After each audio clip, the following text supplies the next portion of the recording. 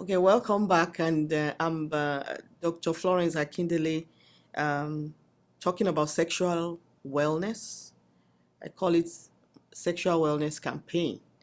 And we talked about the importance of the family being the sex educator because that's the natural thing to do, is the normal thing to go do, is how God wired it. We get to teach our children how to take a bath. We get to teach our children how to clean up after themselves, including their hidden body parts. And this is the opportunity we have to start talking about sexuality and the fact that it is God that has created us the way we are, nothing to be ashamed of. We need to talk about these issues. We'll move on to the young adults, the teenagers and the young adults.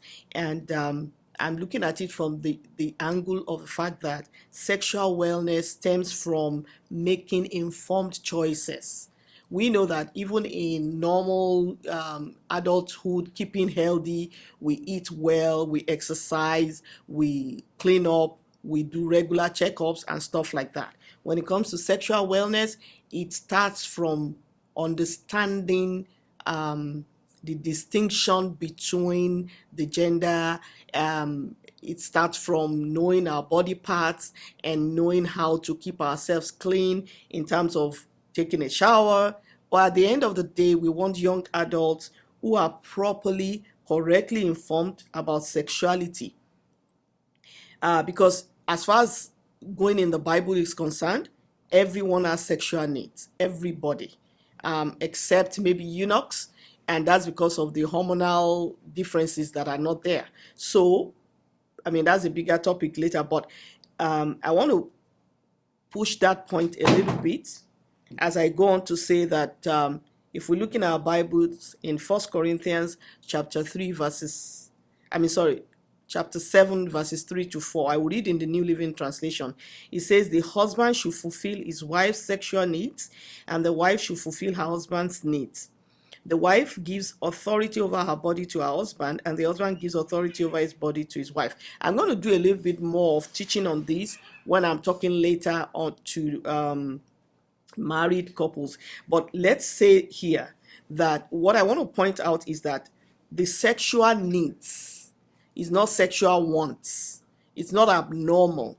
It's not unnatural to have sexual needs and desires, and God recognizes that, and he's the one that has wired us that way. It's just that with us as human beings, the way we deal with some of these issues are not exactly the way they were created, or that God has wired it, so it becomes unnatural or abnormal. But as far as the desires are there, it is from God, and God has a way he has instructed us or enjoined us or admonished us to keep ourselves sexually well. Now, there is an ongoing battle on definition of identity, and a lot of young adults, particularly from mixed cultures, are struggling. This is because inherently issues around sexuality and wellness is cultural. It's how people have been brought up, is how people have been raised, that they think initially, and then you go to another culture and meet a large number of people who think differently. So there's what we call the culture shock, of the fact that children or teenagers or people who are just growing up don't know that other people could even think differently. Now, when they meet people who think differently, they begin to question some of their own beliefs. And this is why I would emphasize that the best time to wire core values into children are actually children under 7. And so part of what should be taught properly, not in a shamefacedly way, if I can use that word, not in a way that a child would feel uncomfortable discussing. And that's why I'm concerned that many of us feel uncomfortable discussing some of these issues with our children, and then they have to go and learn it in a book by somebody we don't know, or on the internet by total strangers, people we don't know. We want to be able to talk with our children, get to that point where it's not a difficult discussion within the family, and every member of the family participates. A lot of families don't know their young adults until when the children, until when they want to marry, or when they say they don't want to marry, or when they say they don't want to have children, and we'll be wondering, oh, but you saw me, I'm married and I had you. Well, that's not the same thing as discussing some of the issues that people face, particularly between cultures. Many of us, one of the other things we do is we major on the what I call the minor. A lot of us will, I know a lot of people who would talk about how somebody wears their hair, or what color of clothes they are putting on, or if they are putting on pants or they don't put on pants. And those are issues that, well, they are, I won't say they are not important, but they are not the core thing. At the end of the day, how a person dresses up, and their sexuality is still defined by by the way we handle some of these things. So some of us put so much emphasis on the outward dressing. We don't talk about the important things, the issue of sexuality. The generation we're in now, even when a child is just doing his normal or her normal studies on the internet, things pop up. There is so much going on out there, so much of information that you'll never imagine what your young adult knows, or your teenager, or even your child. So the best thing is to discuss, so that we all get to the comfortable level of, we're not hiding things from one another, we're family, we help each other with our God-given drives, and we direct it normally, and we don't fight on the minors. We don't fight on the minors, and so that we can have a bit of confidence in ourselves. Between parents, young adults, children, we can discuss these things without feeling funny about it. And I wrote here that a lot of young adults are misinformed, both about the role of their families and that of the church in understanding sexuality. And that's because in most cases we just keep quiet. And at the end of the day, young adults have had so much of information from outside, and they will probably be only hearing you for the first time if they opposed any of your views as a parent. And that's what I have seen. And I'll say that rather than wait till that time, we need to start our children. But guess what? Many of us waited till that time anyway. Maybe because we were too busy, we never had those kind of discussions. But even at that, right now, we can still make amends. We can still talk about sexuality right now. We can talk with our young adults and say, hey, what is it that's on your mind? What have you heard? What have you seen? What's your exposure? I know some time ago when we had that kind of a discussion, I was told that right from, what grade was that? Getting into high school, people are told, what we do here, stay here. You don't go home, tell your parents, or people will laugh at you. So if we don't understand that we need to bridge that gap, where what the world is telling our children is that they shouldn't even let us know what's going on, that what's out there is what's out there. We'll begin to take these things a bit more serious. So we say the misinformation needs to be corrected, because a lot of young adults and teenagers believe their peers more than their families or their church, and that's unfortunate. So if there are things that have been handled in a way where the trust of our children is more with their friends or with other people than us, I believe there's no extent of damage that our Lord Jesus cannot repair. And that's one of the challenges of today's campaign, to say, can we talk? I mean, with the young adults there and the parents and the young children, can we talk? Can we start talking about this and start making one another feel a little bit more comfortable in handling some of this discussion? And I'll say before I break again now that there is no room for blame game here. We don't even have the time to begin to say it's your fault or it's my fault.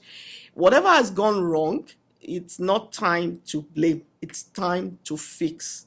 Because God is interested in fixing us, is interested in fixing whatever things have gone beyond what we think has gone beyond repair, even by starting to talk about it, praying about it, seeing it that we're helping one another. If I, as a parent, have failed in my duty to teach my child when he or she was young, and the person is now a young adult with his own mind or her own mind, this is not the time to blame. This is time to sit down as friends and discuss so that we, at least it's not surprise. A lot of people are surprising their parents.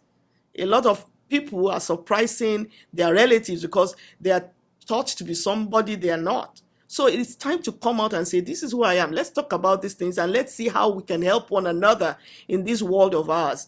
I believe that every family should operate as a team. We're not all the same. We think differently, but there are some things that are core biblical values that we should rehearse again, that we should talk about again, not because we want to pick out the black sheep of the family. There's no black sheep unless there was a black parent or black sheep parent. No, I'm just joking. But what I mean is no blame game. It is to fix whatever the issues are. And the main issue is we just don't talk.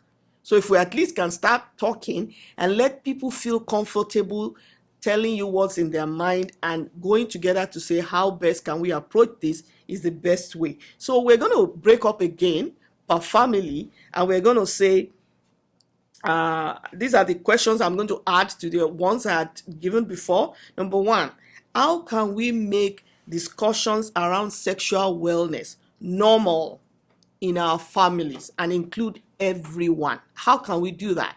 And we are the ones that know ourselves as families and where we are at. So we are the ones that can kind of just say, okay, this is the topic right now. What does, let everybody have one thing to say. What can we do differently that we encourage everybody to be able to talk about this? And the second question would be, so if we learn that, what would we do differently? Mom and dad, what will you do differently going on from now? Children, preteens, teens, young adults, people who are dating, engaged, people who have relationships they are hiding from their families. What are we going to do differently? We need to come out with these things and discuss at some point or the other. And I believe that God will give us grace. Bear in mind that all the categorizations that I've made right now, they're all human made, because none of us is statistics to God. We are all very special and the apple of his eyes, and he looks out for us.